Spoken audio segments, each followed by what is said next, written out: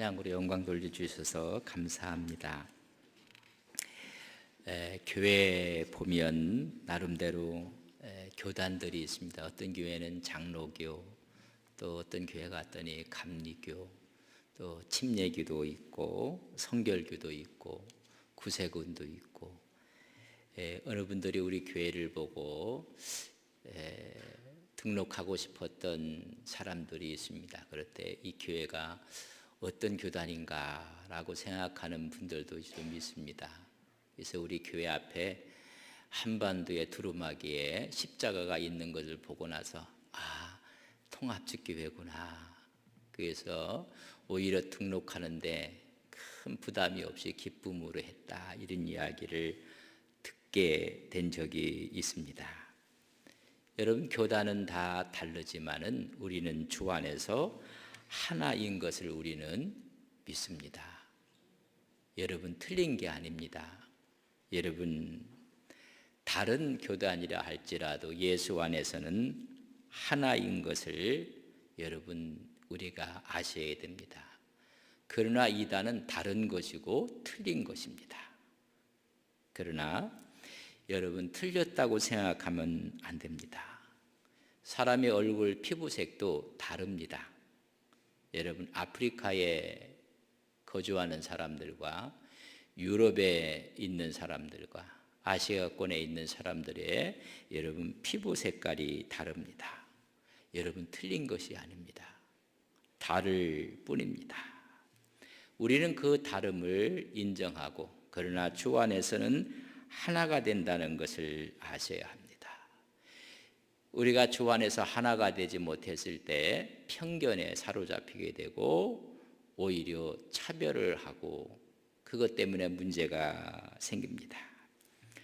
1963년 8월에 마틴 루터 킹 목사님이 I have a dream, 나는 꿈이 있습니다, 이런 차별을 뛰어넘어 다름을 인정하며 하나가 되는 꿈을 갖는 것입니다.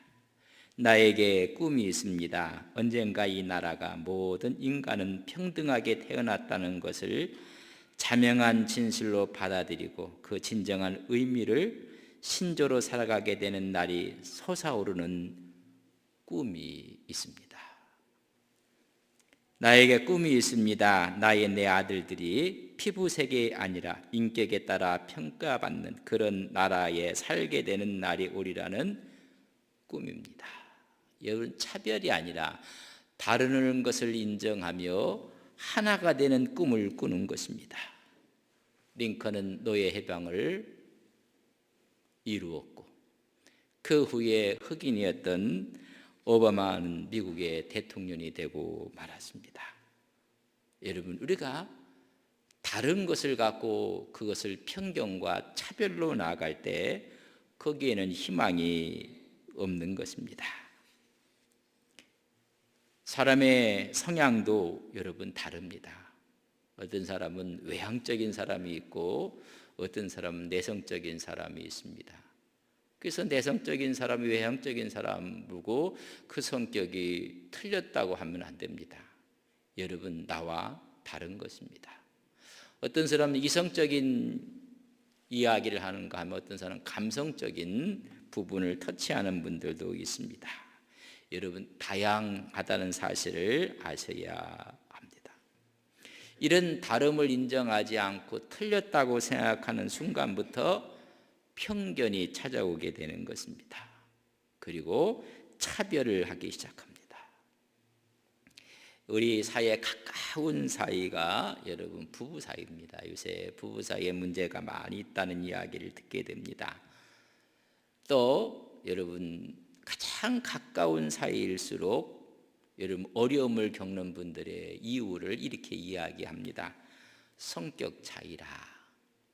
여러분, 성격 차이가 아니라 이해 부족입니다. 조금만 이해하고 너와 나의 다름을 받아들인다면 여러분 모든 것을 극복해 나갈 수가 있습니다. 우리 교인들도 마찬가지, 기도하는 스타일도 틀리고 은혜 받는 모습도 틀려요. 어떤 분은 조용하게 기도하는 것을 좋아하는가 하면 어떤 분들은 부르짖는 기도를 하기를 좋아하고 차분하게 하나님 말씀을 듣는 것을 좋아하는 분이 있는가 하면 하나님의 은혜가 오면 어깨가 들썩들썩하고 앞뒤로 왔다 갔다 하고 여러분 모든 것이 다른 것이지 틀린 것이 아닙니다. 봉사하는 스타일도 같을 수가 없습니다. 나하고 다를 뿐입니다. 갈라디아 교회의 문제가 뭐냐 하면 하나님의 복음을 받아들여서 복음 안에서 그들이 하나가 됩니다. 구원의 자유함을 느낍니다. 근데 바울이 복음을 증거하고 떠난 후에 그 속에 여러분 편견이 들어가기 시작했습니다. 율법주의자들 때문에 그렇습니다. 하나가 되는 것이 아니라 나눔이 일어나기 시작했습니다. 예수 안에서 하나 되는데 오히려 그들이 하나 되는 것이 아니라 율법주의자들의 현혹을 받아서 여러분 차등을 두고 편견이 오기 시작했습니다. 이 어리석은 갈라디아 사람들아라고 말씀하고 있는 것입니다. 다른이 아는 틀림에 빠지게 되었습니다. 그들은 하나가 아니라 둘이 되었고 하나님의 의가 아니라 오히려 저주 아래에 있게 되었고 하나님의 구원의 역사가 아니라 오히려 멸망의 길로 가는 모습을 보여주게 됩니다. 이 하나됨을 설명하는 것이 오늘 본문에 있는 말씀을 우리에게 주고 있습니다. 왜 그렇다면 하나님께서 율법을 주었을까? 갈라디아서 3장 19절에 보면 율법을 준 이유는 범죄함을 인하여 더해 준 것이 율법인 것을 말씀해 주고 있습니다. 여러분, 죄로 인해서 주어진 일종의 첨가물이 여러분 율법입니다. 이런 율법을 주었지만은 사도행전 7장 53절에 보면 이 율법을 바꾸도 율법을 지키지 못했다고 사도행전 7장 53절에 말씀하고 있습니다. 여러분, 죄 때문에 주어진 첨가물이 율법입니다. 그렇다면 죄가 없어지면 첨가물로 주었던 율법의 효력도 없어지는 것입니다. 우리 주님께서 십자가를 지심으로 우리의 모든 죄를 대신하셨습니다. 대속하셨습니다. 이 죄 문제가 해결되면 율법의 의미도 없어지는 것입니다. 근데 다시 율법으로 돌아가고 말았습니다. 그래서 이 바울은 율법의 역할은 파이다고고스라고 했습니다. 헬라어로 이것을 우리는 오늘 성경에 보면 초등교사라고 했고 옛 성경에 보면 몽학 선생이라 그렇게 표현을 했습니다. 귀족의 집안에서 아이가 태어납니다. 그러면 이 아이를 잘 돌보는 사람을 파이다고고스라고 했는데 그의 신분은 노예였고 오히려 하인입니다. 주인의 아들을 잘 먹는 데 도와주고 옷을 입히고 벗기는 걸 도와주고 목욕을 시켜주고 코가 나오면 닦아주고 그리고 걷는 걸음마를 연습시키고 걷게 하고 아이의 손을 잡고 학교에까지 데리고 가고 학교에서 파하면 그의 손을 붙잡고 집으로 오게 되는 이 어린아이를 인도하는 역할을 하는 사람을 초등교사라 몽학 선생이라 헬라어로 그것을 파이다고고스라고 이야기를 했습니다. 다시 말하면 율법은 사람의 손을 잡고 그리스도의 십자가 앞으로 인도하는 역할을 했다는 것입니다. 그러나 이 아이가 장성하면 그 역할은 필요가 없게 됩니다. 예수 그리스도가 이 땅에 오심으로 이제는 그 역할이 끝나고 만 것입니다. 우리는 율법 교사 밑에 있는 것이 아니라 예수 그리스도 안에 있다는 것을 말씀해 주고 있습니다. 그래서 오늘 본문 23절에는 믿음이 오기 전에는 우리가 율법 아래 매인 바 되었다고 했습니다. 계시될 믿음의 때까지 우리는 그 율법에 갇혀 있다고 말씀을 해주고 있습니다. 여러분, 믿음이 오기 전은 뭡니까? 메시아가 오기 전에 우리는 율법에 전부 다 매여 있는 그 율법이 말씀했던 것처럼 파이다 고고스의 밑에 있었다고 말씀해 주고 있습니다. 드디어 25절에 보면 믿음이 온 후로는 우리가 초등교사 아래에 있지 아니하다고 말씀했습니다. 요 초등교사가 여러분 몽학선생 율법을 말하는 것입니다. 여러분, 믿음이 온 후에는 이제는 율법 아래 매이지 않았고 율법으로부터 해방되었음을 말씀해 주고 있습니다. 요 초등교사를 몽학선생, 훈육선생, 후기연인, 개인교사, 그리고 아동 인도자, 이건 율법을 지금 이야기해 주고 있습니다. 부유한 헬라 가정에서 자녀들을 위해서 필요한 그를 돌보고 보호하는 채용된 노예 신분의 사람을 말합니다. 그것처럼 율법은 우리 주님이 오시기 전까지, 메시아가 오시기 전까지 이 역할을 감당했다는 것입니다. 그것을 파이다 고고서 같은 존재인 것입니다. 여러분, 그렇지만은 유대인은 율법의 종은 아닙니다. 율법에 매여 있는 모습을 말하는 것입니다. 오늘 바울의 논지는 이제 예수 그리스도가 오심으로 우리는 더 이상 율법에 매여 있을 필요가 없다는 것입니다. 우리는 예수 안에서 역동적이고 경건한 삶을 주체적으로 살아갈 수 있는 율법에서부터 자유함을 얻은 것입니다. 그런데 왜 너희들은 다시 율법의 멍에를 지고자 하느냐고 말씀해 주고 있는 것입니다. 율법이라는 새 장 안에 갇히려고 하는 것이 이상하다는 것입니다. 이제는 진정한 자유함을 주 안에서 누리는 것입니다. 인디언들이 아이를 처음에 여러분 키우는 방법 중에 하나가 어디 놓을 데가 없습니다. 그래서 아이를 데리고 다녀야 되는데 데리고 다닐 수 있는 방법은 아이가 들어갈 수 있는 기구에다가 아이를 놓고 아이가 고개를 가누지 못합니다. 그리고 여러분 척추로 인해서 모든 것이 이렇게 직립이 돼야 되는데 그러지 못하니까 그 기구에다가 여러분 끈이로 매는 것입니다. 감싸기 시작합니다. 그런 그 기구에 아이가 탁 붙습니다. 그러면 그 기구를 뒤에다 매는 것입니다. 여러분 거기에 끈이로 감싸갖고 오히려 자유는 구속받고 있지만은 여러분 거기에 매여 있어서 오히려 안전한 것입니다. 근데 얘가 장성하고 장성했는데 여러분 만약에 또 끈이로 맨다면 얼마나 구속이 되겠습니까? 여러분 이걸 말하고 있는 것입니다. 우리는 율법에 매여 있었다가 예수 그리스도가 이 땅에 오심으로 그 매인 구속에서 우리는 진정한 해방을 얻게 된 것입니다. 이제는 성장하고 성숙해서 그리스도의 형상으로 자라가는 사람이 되었다는 것입니다. 그래서 믿음의 법 복음 안에서 우리는 예수 그리스도께서 주신 그 자유함을 만끽할 수 있는 모습을 간직했는데 다시 율법의 새 장으로 들어가려고 하는 자체를 이해할 수 없다는 것입니다. 여러분 율법은 파이다 고고스의 역할을 할 뿐이라는 것입니다. 어렸을 때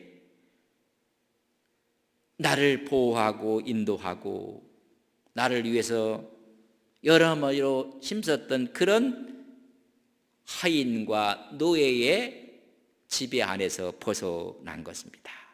아이가 장성한 후에는 더 이상 몽학 선생의 지도가 필요 없게 되는 것입니다.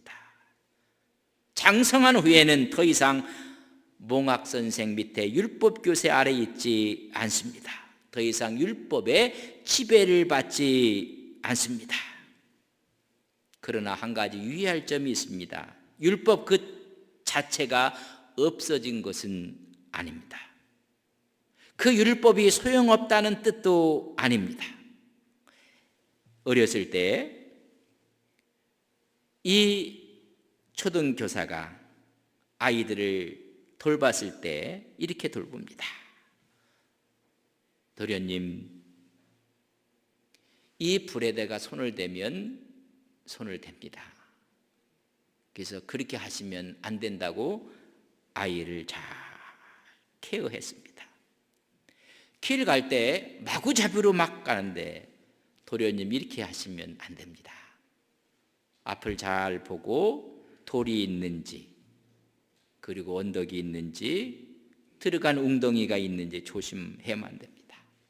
음식을 먹는데 반은 입으로 들어가고 반은 바깥으로 흘린다면 도련님 이렇게 음식을 드시는 것은 아닙니다 라고 여러분 하나하나 인도하고, 그래 이 아이가 장성했어요.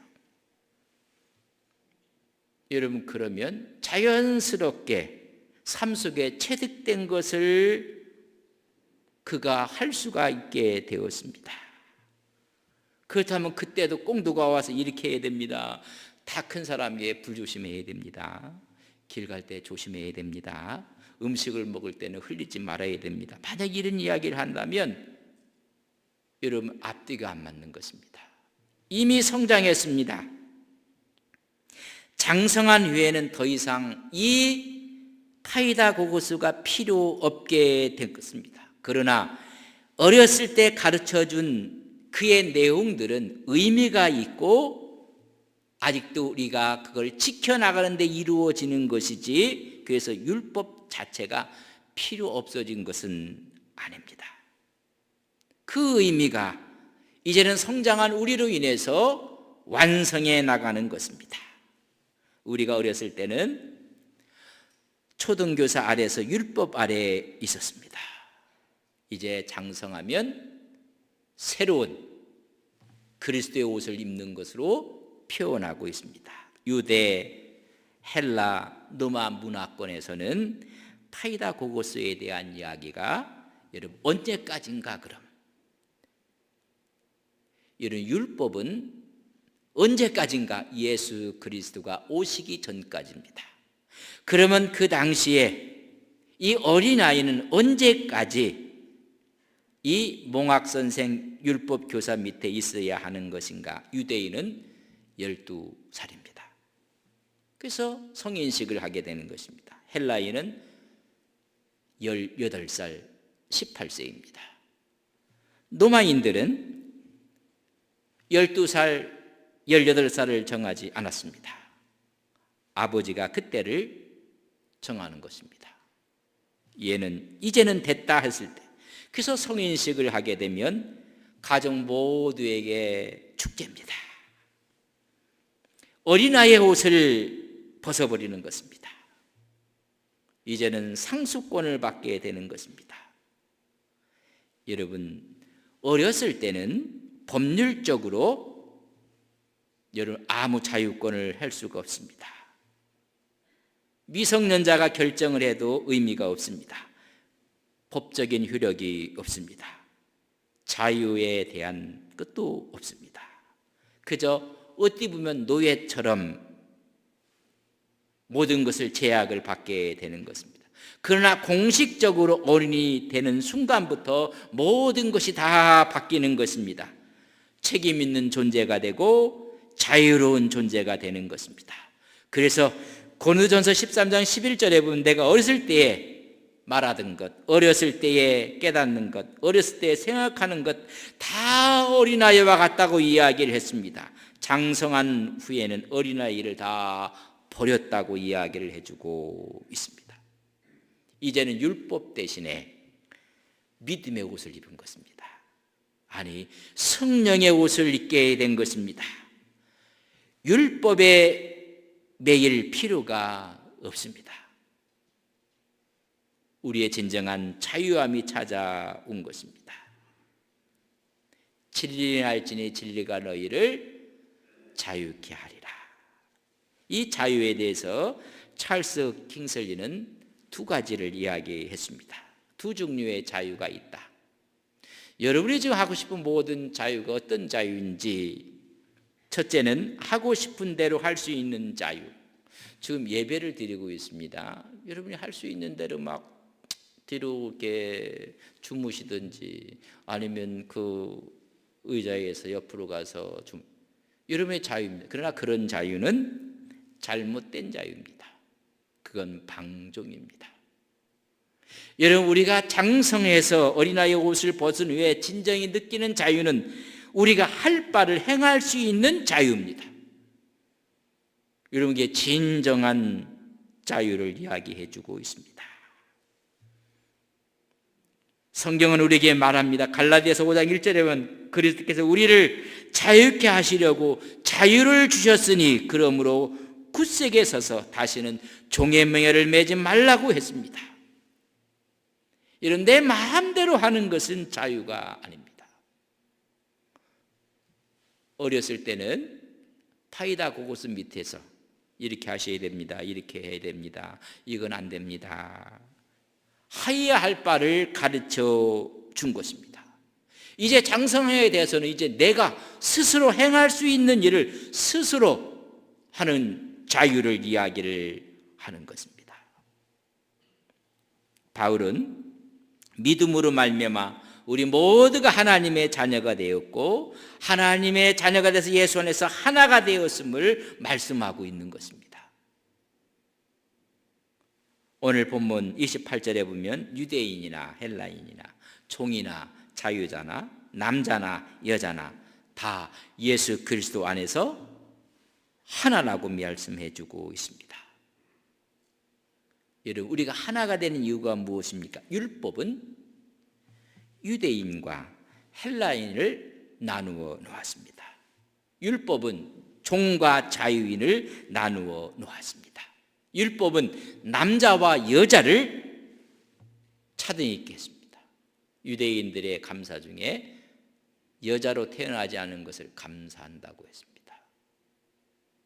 율법은 편견 속에 전부 다 하나가 아니었습니다. 그러나 예수 그리스도가 오신 이후에 우리의 믿음의 역사는 이신칭의의 역사가 나타났습니다. 믿음으로 의롭게 되는, 그래서 믿음으로 구원받고 의가 되는 모든 편견들과 차별을 뛰어넘게 되었습니다. 여러분, 차별이 없으니 하나 된 것입니다. 편견의 벽이 무너지니 둘이 아니라 하나가 되는 것입니다. 사람이 의롭게 되는 원리를 오직 하나입니다. 여러분, 믿음에 있기 때문에 그렇습니다. 이 믿음은 어떤 조건으로도 영향을 받지 않습니다. 오직 예수 그리스도를 믿는 믿음을 요구하기 때문에 어떠한 차별도 없습니다. 그러므로 기독교의 복음은 인종과 국경을 넘어가는 것입니다. 온 세계에 퍼져나가게 된 것입니다.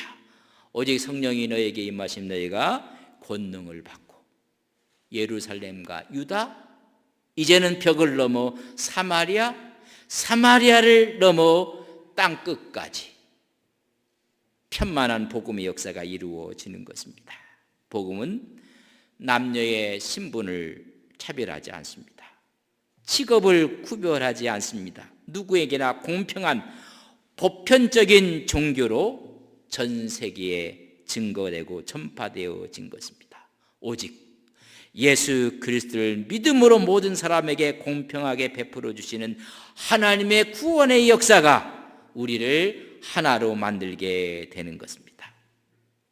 이 사실을 본문 23절부터 29절까지 차례대로 설명을 해주고 있습니다. 23절에 보면 믿음이 오기 전에는, 메시아가 이 땅에 오기 전에는, 구세주와 구원자가 오기 전에는 우리는 다 율법 아래 매여 있다고 했습니다.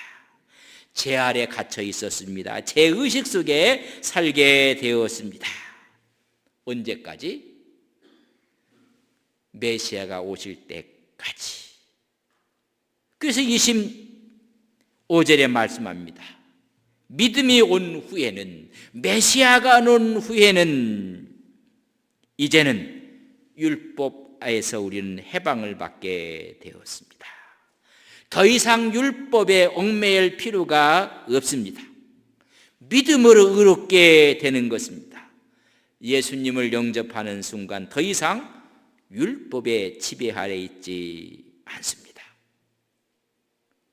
여러분, 우리는 믿음으로 구원받은 하나님의 자녀는 더 이상 율법의 지혜를 받지 않습니다. 그렇기 때문에 26절에는 다 우리는 믿음으로 예수 그리스도 안에 있는 하나님의 아들됨을 말씀해 주고 있습니다.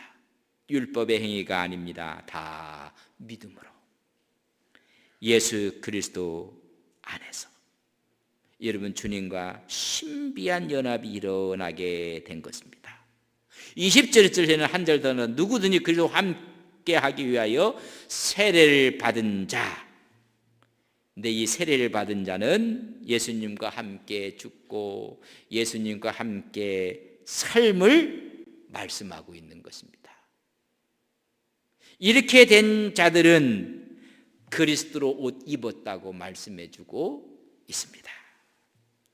여러분, 그리스도의 옷을 입었다는 얘기는 그리스도를 입은 것입니다. 그리스도를 닮도록 살아가는 삶의 모습이 일어난 것입니다. 세상적인 정욕과 불신의 옷을 벗은 후에 그리스도의 삶을 자신 있게 살아갈 수 있도록 그분의 옷을 입었다고 말씀해주고 있습니다.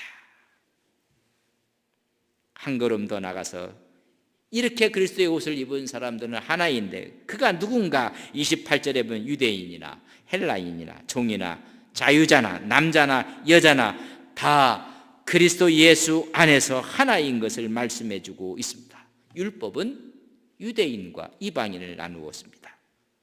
남자와 여자를 나누었습니다. 종과 주인을 나누었습니다. 이제는 주 안에서